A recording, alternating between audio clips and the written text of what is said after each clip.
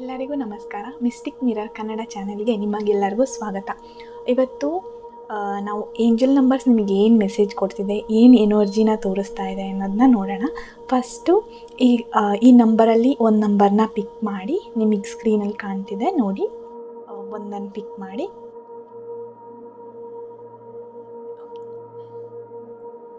First card reading ನೋಡೋಣ. Listen to your ಗಟ್ ಅಂದರೆ ನಿಮ್ಮ ಗಟ್ ಫೀಲಿಂಗ್ ಏನೋ ಹೇಳ್ತಾ ಇದೆ, ಸೊ ಅದನ್ನು ನೀವು ಕೇರ್ಫುಲ್ಲಾಗಿ ಕೇಳಬೇಕು ಅನ್ನೋದನ್ನ ಇದು ತೋರಿಸ್ತಾ ಇದೆ.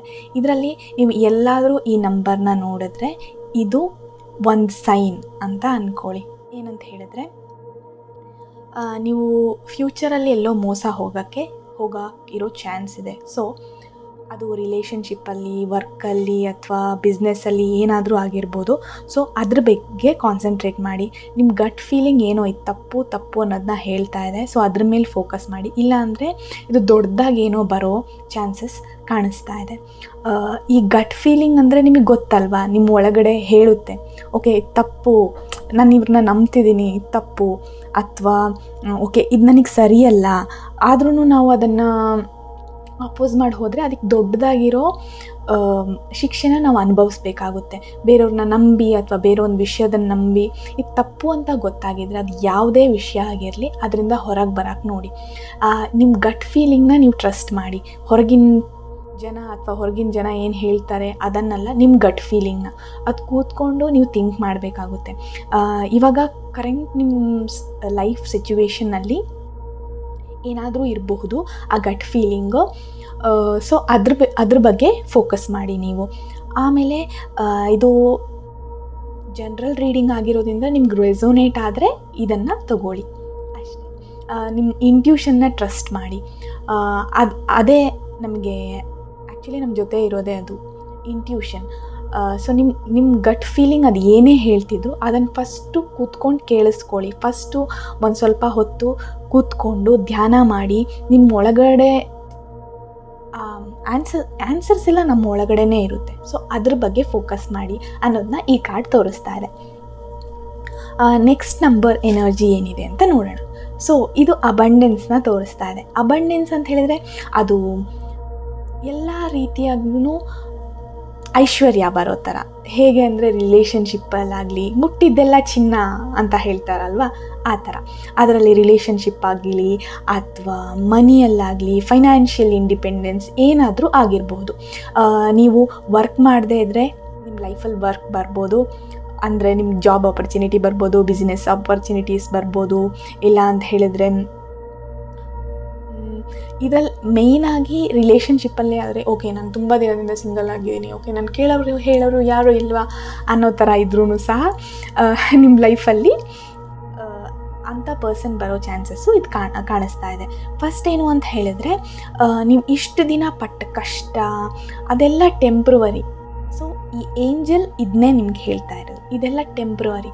ಸದ್ಯಕ್ಕೆ ನೀನು ಇಷ್ಟು ದಿನ ಕಷ್ಟಪಟ್ಟೆ, ಸೊ ಇವಾಗ ನೀನು ಅಬಂಡೆನ್ಸ್ ಕಡೆ ಹೋಗ್ತಿದೆಯಾ.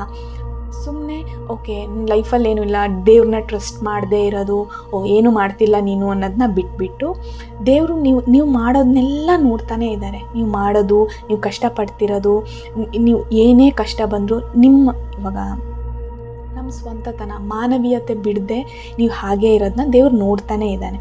ಸೊ ಅದರಿಂದ ನಿಮಗೆ ಆಪರ್ಚುನಿಟಿನೂ ಬರುತ್ತೆ. ಇದೊಂದು ಬುನಾದಿ ಥರ.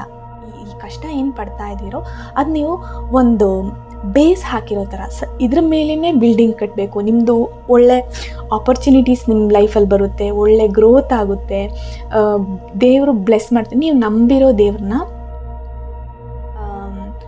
ಬೇಡ್ಕೊಳ್ಳಿ. ಲೈಕ್ ಏನೇ ಇದ್ರೂ, ಸೊ ಏನೇ ಕಷ್ಟ ಇದ್ದರೂ ಅದರಲ್ಲಿ ಒಂದು ಒಳ್ಳೆಯದೇ ಮಾಡಿರ್ತಾನೆ ಅಲ್ವಾ ದೇವರು. ಏನೇ ಕಷ್ಟ ಇದ್ರೂ ಅದರಲ್ಲಿ ಏನೋ ಒಂದು ಒಳ್ಳೆಯದು. ಸೊ ಈಗ ಕಷ್ಟ ಕೊಡ್ತಿದ್ದಾನಂದರೆ ದೇವ್ರು ನಿಮ್ಮನ್ನು ಟೆಸ್ಟ್ ಮಾಡ್ತಾ ಇರೋದು. ಕಷ್ಟ ಕೊಟ್ಟಿದ ತಕ್ಷಣ ಇವನು ಹೋಗಿಬಿಡ್ತಾನೋ ಏನೋ ಅನ್ಸುತ್ತೆ. ಸೊ ಅದು ನೀವು ಬಿಡದೆ ದೇವರನ್ನೇ ನಂಬ್ಕೊಂಡಿದ್ದೀರಾ. ಸೊ ಅದಕ್ಕಾಗಿರೋ ರಿಸಲ್ಟ್ ಸಿಗುತ್ತೆ ನಿಮಗೆ. ಅದ್ರ ಮೇಲೆ ಟ್ರಸ್ಟ್ ಮಾಡಿ. ಮತ್ತು ಈ ನಂಬರ್ ನೀವು ಎಲ್ಲೇ ನೋಡಿದರೂ ಸಹ 8 ಎಲ್ಲೇ ನೋಡಿದರೂ ಸಹ ಇದು ನಿಮ್ಮ ಅಬಂಡೆನ್ಸಿಗೆ ರೀಸನ್. ಅಂದರೆ ನೀವು ಏನು ಕಷ್ಟಪಡ್ತಿದ್ದೀರೋ ಅದು ಮುಗಿಯೋ ಟೈಮ್ ಬಂದಿದೆ. ದೇವ್ರನ್ನ ನಂಬಿ ಅನ್ನೋದನ್ನ ಇದು ತೋರಿಸ್ತಾ ಇದೆ. ನೆಕ್ಸ್ಟ್ ಕಾರ್ಡ್ ನೋಡೋಣ.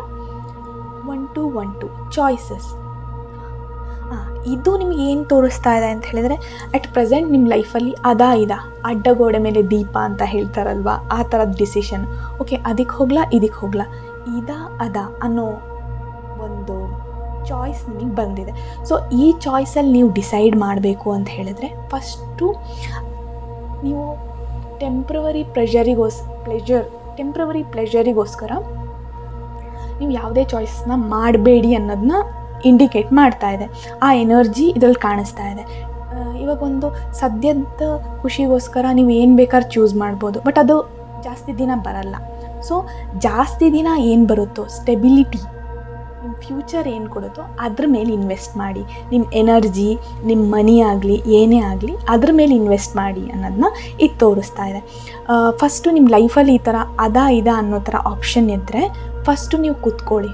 ಸೊ ಅದು ಯಾವುದೇ ಪೀಪಲ್, ರಿಲೇಷನ್ಶಿಪ್ ಅಥವಾ ಜಾಬ್ ಆಫರ್ಸ್, ಬಿಸ್ನೆಸ್ ಏನೇ ಆಗಲಿ, ಲಾಂಗ್ ಟರ್ಮ್ಗೆ ನಿಮ್ಗೆ ಸ್ಟೆಬಿಲಿಟಿ ಆ್ಯಂಡ್ ಹ್ಯಾಪಿನೆಸ್ ಮತ್ತು ಪೀಸ್ ಕೊಡೋದನ್ನ ಚೂಸ್ ಮಾಡಿ ಅನ್ನೋದನ್ನ ಇದು ತೋರಿಸ್ತಾ ಇದೆ.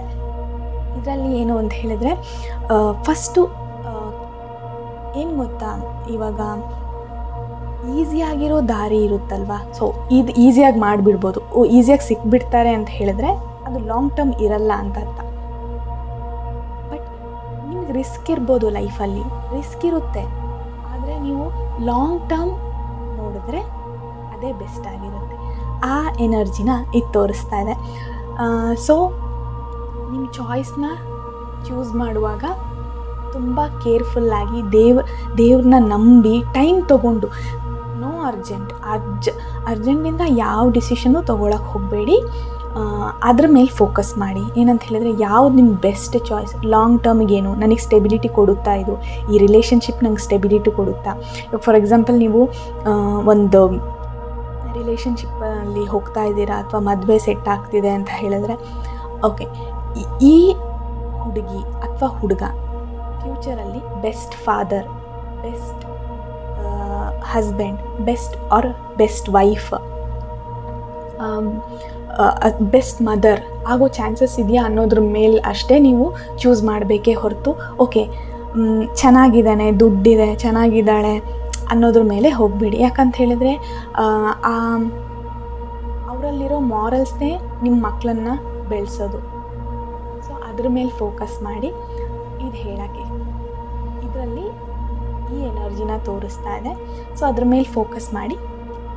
ಇವತ್ತಿನ energy reading. Thank you so much. Radhe Radhe.